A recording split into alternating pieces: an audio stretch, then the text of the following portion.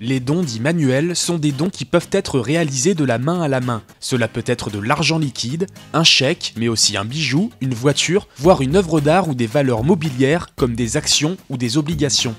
En revanche, ils ne peuvent pas porter sur un appartement ou une maison. Contrairement aux donations de biens immobiliers, les dons manuels peuvent être effectués sans passer chez le notaire. S'il n'est pas obligatoire de les déclarer à l'administration fiscale dès leur réalisation, ils devront l'être dans certains cas, notamment en cas de contrôle ou au décès du donateur lorsque le donataire figure parmi les successibles. Le donateur peut avoir intérêt à déclarer au fisc son don manuel dès sa réalisation.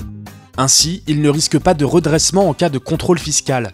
L'officialisation du don peut aussi permettre d'éviter des contestations entre héritiers à la suite du décès du donateur. La démarche peut s'avérer d'autant plus pertinente qu'elle n'entraîne pas nécessairement le versement de droits de donation.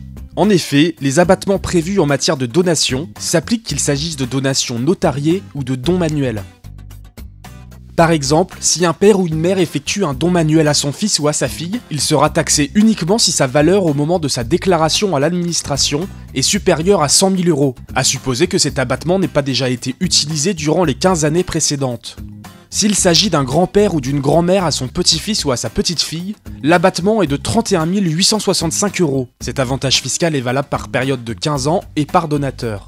Ce qui veut dire que tous les 15 ans, un couple peut donner jusqu'à 200 000 € à un enfant ou des grands-parents jusqu'à 63 730 € à un petit enfant, sans payer de droits de donation.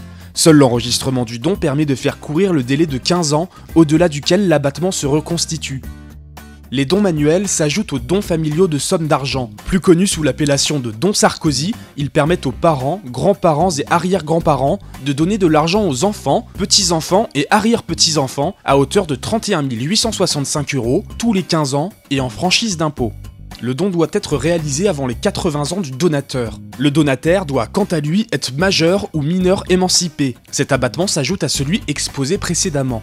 La même année, des parents peuvent ainsi donner jusqu'à 263 700 € à leur enfant sans être assujettis aux droits de donation s'ils n'ont pas déjà utilisé ces abattements au cours des 15 années précédentes.